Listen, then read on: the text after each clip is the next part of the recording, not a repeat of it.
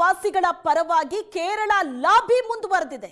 ಗಾಂಧಿ ವೇಷವನ್ನ ಧರಿಸಿ ಕೇರಳದ ವ್ಯಕ್ತಿಯಿಂದ ನೆಲಸಮವಾದ ಮನೆಗಳ ವೀಕ್ಷಣೆ.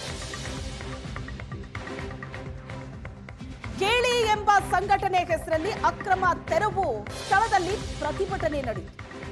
ರಾಜ್ಯ ಸರ್ಕಾರದ ವಿರುದ್ಧ ಕೇರಳದ ವ್ಯಕ್ತಿ ಸುರೇಶ್ ಎಂಬಾತ ಪ್ರತಿಭಟನೆ ನಡೆಸಿರುವುದು.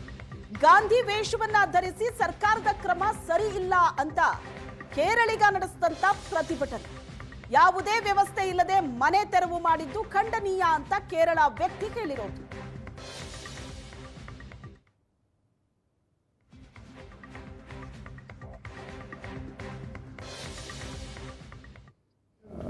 ಮಾತಾಡೋಕ್ಕಾಗ್ತಾ ಇಲ್ಲ, ಅಷ್ಟೊಂದು ಇದಿದೆ. ಯಾಕಂದರೆ ಕಾಣಿಸ್ತು ಸರ್, ನೋಡಿದಾಗ ನಿಮಗೆ ಏನಾದರೂ ಇಲ್ಲಿ ಮಕ್ಕಳಿಗೆ ನಾನು ಹೇಳಿದಲ್ಲ, ನಾನು ಅದೇ ಮೇಯ್ನಾಗಿ ನೋಡಿದ್ದು ಮಕ್ಕಳನ್ನೇ.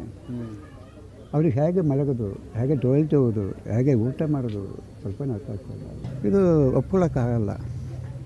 ಏನಾರು ಮನವಿ ಮಾಡ್ತೀರಾ ಸರ್ಕಾರಕ್ಕೆ? ನಾವು ಒಂದು 10 ಮನೆ ನಾವಾಗಿ ಕಟ್ಕೊಡೋಕ್ಕೆ ರೆಡಿ ಇದೆ, ಜಾಗ ಕೊಟ್ಟರೆ 10 ಮನೆ ಸಡನ್ನಾಗಿ. ಯಾಕಂದರೆ ಅದಕ್ಕೊಂದು ಇದು ವ್ಯವಸ್ಥೆ ಮಾಡಿಬಿಟ್ಟು ಡಿಮಾಲಿಷ್ ಮಾಡ್ಬೋದು. ಫಸ್ಟೇ ವ್ಯವಸ್ಥೆ ಮಾಡಿಬಿಟ್ಟು ಡಿಮಾಲಿಷ್ ಮಾಡ್ಬೋದು, ಇಲ್ಲಾಂದರೆ ಅದು ತಪ್ಪಂದರೆ ನಾನು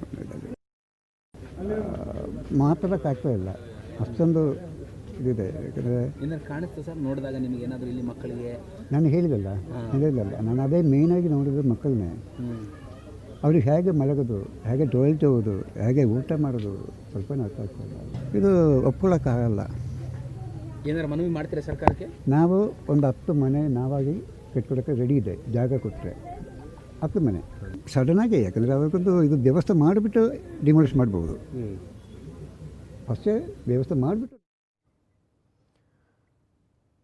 ಕೋಗಿಲು ಲೇಔಟ್ನಲ್ಲಿ ಅಕ್ರಮ ಮನೆಗಳನ್ನ ಏನು ತೆರವು ಮಾಡಲಾಗಿತ್ತು, ಅದಾದ ನಂತರ ಸಾಕಷ್ಟು ಬೆಳವಣಿಗೆಗಳು ನಡೆದಿದೆ. ಈಗ ಕೇರಳದ ವ್ಯಕ್ತಿಯೊಬ್ಬ ಸ್ಥಳದಲ್ಲಿ ಪ್ರತಿಭಟನೆ ನಡೆಸ್ತಾ ಇರೋದು. ಕಾಂಗ್ರೆಸ್ಸಿನ ಬುಲ್ಡೋಸರ್ ನೀತಿ. ಬೆಂಗಳೂರಿನ ಫಕೀರ್ ಕಾಲೋನಿ ವಾಸಿಂ ಲೇಔಟ್ನಲ್ಲಿ ಮುಸ್ಲಿಂ ಮನೆಗಳ ತೆರವು ಕಾರ್ಯಾಚರಣೆ. ಅಲ್ಲಿ ವರ್ಷಗಳಿಂದ ವಾಸಿಸ್ತಾ ಇದ್ದ ಮುಸ್ಲಿಮರ ಮನೆಗಳನ್ನ ತೆರವು ಮಾಡಲಾಗಿದೆ. ಕಾಂಗ್ರೆಸ್ಸಿನ ಬುಲ್ಡೋಜರ್ ರಾಜನೀತಿಯಿಂದ ಮುಸ್ಲಿಮರು ಬೀದಿಗೆ ಬಂದಿದ್ದಾರೆ ಅಂತ ಆಕ್ರೋಶ ವ್ಯಕ್ತವಾಗಿರುವುದು.